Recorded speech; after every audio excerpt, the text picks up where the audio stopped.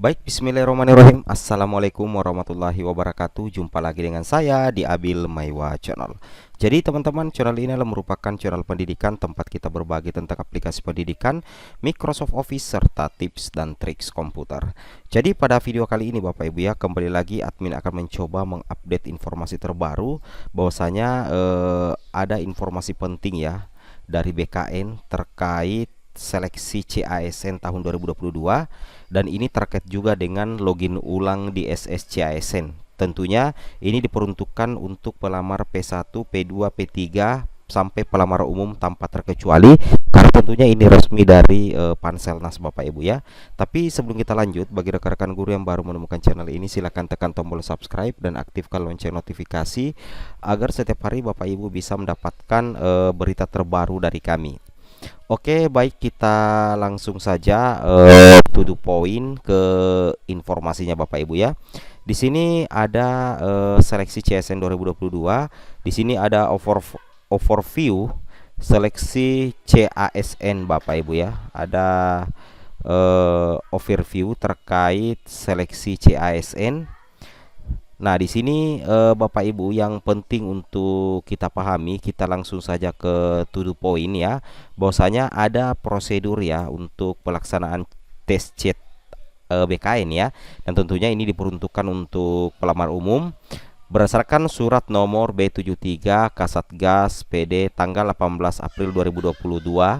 Bahwasanya setiap panitia dan peserta yang akan mengikuti kegiatan sebagaimana dimaksud pada angka 1 itu sudah melakukan vaksin COVID-19 dosis lengkap, kemudian menggunakan pendataan peserta secara digital melalui aplikasi Peduli Lindungi ya. Jadi ini yang pelamar umum ya. Dan sebaiknya juga untuk pelamar prioritas juga harus sudah divaksin sebenarnya Bapak Ibu ya. Nah, kemudian pelaksanaan seleksi agar dikoordinasikan dengan kepala daerah atau ketua satuan tugas penanganan COVID-19 daerah di tempat penyelenggaraan acara. Nah, di sini ada prosedur pelaksanaannya Bapak Ibu ya. Ini peserta datang dengan menggunakan masker, kemudian pengantar menurunkan peserta drop off area. Di sini akan ada scan Bapak Ibu ya. Nah, ini kemarin sama juga dengan yang tahun 2021 kalau tidak salah ya. Kemudian yang paling penting di sini Bapak Ibu ya, bahwasanya ada beberapa perbaikan terkait P3K 2022. Bahwasanya untuk sekilas CASN 2021 Bapak Ibu bisa memperhatikan sekilas hasil kelulusan seleksi ASN P3K guru tahun 2021, bahwasanya untuk jumlah formasi nasional itu ada 506.252. Kemudian jumlah formasi terisi tahap 1 itu ada 173.723, dan jumlah formasi terisi tahap 2 itu ada 120.137. Kemudian ini dari pihak BKN memberikan informasi bahwa lulus passing rate tidak dapat mengisi formasi di tahun 2021 itu sebanyak 193.954.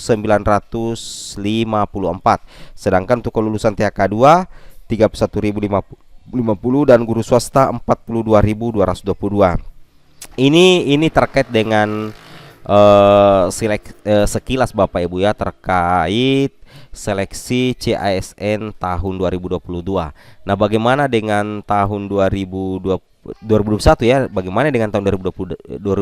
Kita akan cek sebentar. Di sini kemarin ya rekapitulasi data pelaksanaan CPNS 2021. Di sini peserta seleksi CPNS yang memenuhi syarat administrasi sebanyak 2.372.057 peserta. Kemudian dari pelamar laki-laki itu ada 45%, dan dari pelamar perempuan itu ada 55%. Kemudian ini untuk rekapitulasi data untuk pelaksanaan P3K non guru 2021 Bapak Ibu ya, seperti itu. Kemudian di sini kita kemarin ya ada juga berita-berita viral terkait CASN 2021, yang mana di sini banyak sekali potensi kecurangan ya yang terjadi kemarin di CASN 2021, yang mana melalui berita sosmed BKN melakukan audit activity peserta seleksi di titik terlapor ya bersama BSSN. BKN CSIRT melakukan audit forensik atas potensi kecurangan berdasarkan aplikasi AL. Kemudian hasil audit forensik ditemukan potensi kecurangan menggunakan aplikasi remote access. Ya, ini berbahaya sekali ya Bapak Ibu ya. Jadi apa namanya? Kalau bisa Bapak Ibu jangan curang lah ya, jangan berbuat sesuatu yang aneh-aneh pada saat tes P3K ya, dan juga ini berlaku untuk P1, P2, P3 dan umum Bapak Ibu ya, karena nantinya Bapak Ibu akan diblokir ya data peserta Bapak Ibu, sehingga Bapak Ibu didiskualifikasi, tidak bisa ikut lagi P3K ya. Nah, di sini ada evaluasi untuk seleksi CASN 2021 yang mana penilaian kesesuaian kualifikasi pendidikan pada jabatan dengan prodi ijazah peserta, ketidakseragaman hasil verifikasi administrasi oleh instansi. Kemudian yang kedua, kualifikasi pendidikan pada jabatan yang sama antara penetapan kebutuhan di instansi yang sama ataupun di instansi yang berbeda untuk menghilangkan kesalahan optimalisasi pengisian formasi. Kemudian yang ketiga, konsistensi mekanisme pengajuan sangga ya. Kemudian kualitas data kualifikasi pendidikan di SSCASN dan SK Menpan. Kemudian data kode NPSP dengan nama sekolah, update data dan status final cut off data dan pengolahan nilai. Ini terkait masih evaluasi untuk seleksi CASN. Nah, sekarang kita masuk di seleksi P3K 2022 Bapak Ibu ya. Bahwasanya hampir sama ya untuk seleksi P3K 2022. Di sini tetap ada prosedur untuk pelaksanaan tes CAT UNBK Bapak Ibu ya. Nah, di sini ada yang penting sekali juga, pengamanan terkait sistem seleksi CASN dan CAT BKN, yang mana di sini ada tata kelola ya Bapak Ibu ya, ada tata kelola, kemudian ITSA hardening, pengamanan soal, kemudian teknologi proteksi, security monitoring, forensik digital ya.